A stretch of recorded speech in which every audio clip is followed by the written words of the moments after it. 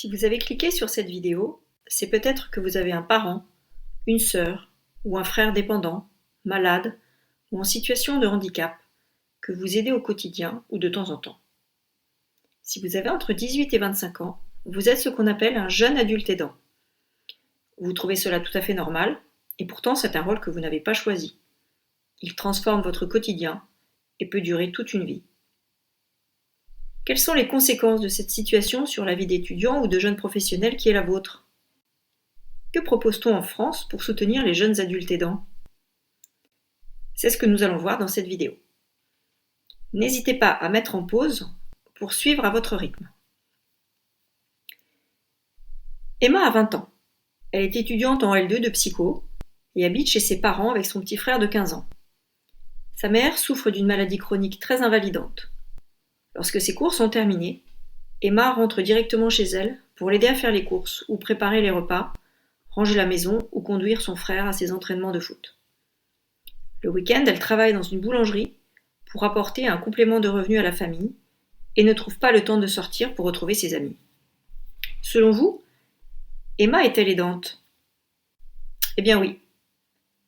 En effet, d'après le Code social de la famille, un jeune aidant est un enfant, adolescent ou jeune adulte de moins de 25 ans qui vient en aide dans sa vie quotidienne, de manière régulière et fréquente, à un membre de son entourage proche qui est malade, en situation de handicap ou de dépendance.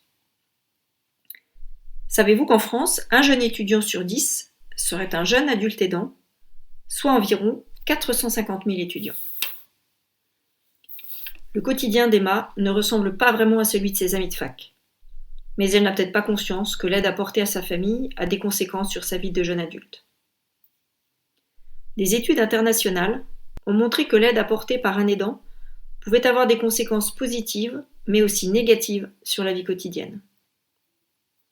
Et vous, quel impact cela a sur vous d'aider votre proche fragile? Je vous invite à prendre un stylo et une feuille. À noter d'un côté les impacts positifs sur votre vie et de l'autre côté les impacts négatifs. Les jeunes aidants développent de belles capacités d'empathie, d'écoute et de respect envers les autres. Ils possèdent aussi d'excellentes capacités d'analyse, d'adaptation et d'autonomie. En revanche, leur rôle d'aidant a un impact sur leur santé physique et mentale, leur scolarité ou leur activité professionnelle et leur vie sociale. Une étude récente du laboratoire de psychopathologie et processus de santé de l'université Paris-Cité montre que les jeunes adultes aidants souffrent de douleurs dorsales, de fatigue, d'épuisement, d'insomnie, mais aussi de stress, de solitude, voire de tristesse ou de colère, car ils se perçoivent différents des autres jeunes de leur âge. Ils sont aussi plus sujets à la consommation de drogue, d'alcool, aux relations sexuelles non protégées, qui sont vues comme des échappatoires à leur rôle d'aidant. Plus l'aide apportée à leurs proches est importante, plus leur santé est dégradée. En effet, ils vont très souvent négliger leur santé en faveur de celle de leurs proches aidés. À ce titre, l'association JADE, Jeunes Aidants Ensemble, travaille à sensibiliser les acteurs des secteurs de la santé et du médico-social et les médecins libéraux à ces problématiques qui sont de véritables enjeux de santé publique. Elle propose des moments de rencontre, de retrouvailles pour les enfants et adolescents aidants et ponctuellement apporte conseils et moments de répit pour les jeunes adultes aidants.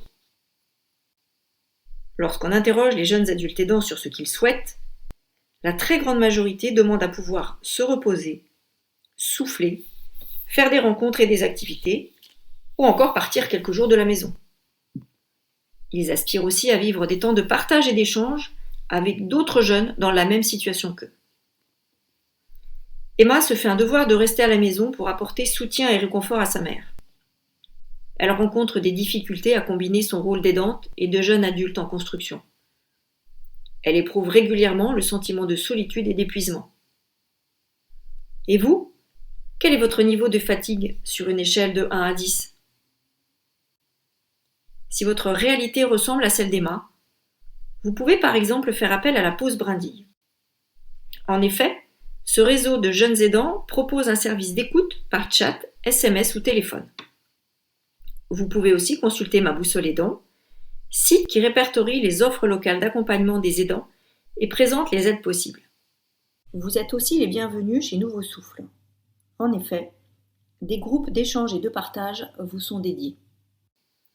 Il est important de garder à l'esprit que vous avez le droit de vous reposer, de vous accorder du temps pour remplir votre réservoir de bien-être. Le répit est inscrit dans la loi et des solutions existent aussi pour les jeunes adultes aidants. Il est à noter qu'à partir de 18 ans, vous avez accès aux mêmes aides et droits que les adultes aidants. L'aide au répit permet de vous libérer du temps pour vous reposer et éviter l'épuisement. Manquer de temps pour travailler et réviser, vous absenter des cours régulièrement, ou bien choisir de faire des études près de votre domicile, peuvent être des conséquences liées à votre situation de jeune aidant. Savez-vous qu'il existe des aides spécifiques à votre situation ? Dans l'enseignement supérieur, les étudiants peuvent bénéficier d'un aménagement du rythme des études. Désormais, l'engagement des étudiants aidants est valorisé par le ministère de l'Enseignement supérieur et de la Recherche. En effet, il est reconnu que cette situation d'aidant permet d'acquérir et de développer des aptitudes, compétences et connaissances dans un cadre autre que celui de leur cursus de formation. Enfin, si vous êtes entré dans la vie active ou sur le point d'y entrer, sachez que vous pouvez demander à votre employeur de bénéficier du congé proche aidant. Vous êtes peut-être divisé entre l'envie d'être un bon étudiant ou jeune pro et un bon proche aidant. Il n'est pas toujours facile de parler de votre situation autour de vous, de gérer le quotidien ou de demander de l'aide. Dites-vous que dans votre amphi, votre salle de cours ou au travail, il y a d'autres jeunes adultes aidants et qui parfois s'ignorent.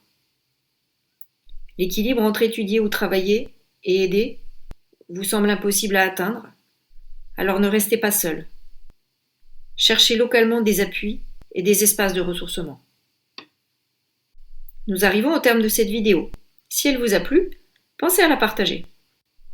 Et si vous souhaitez approfondir et échanger sur votre situation d'aidant, renseignez-vous sur les accompagnements individuels et les ateliers proposés par l'association Nouveau Souffle.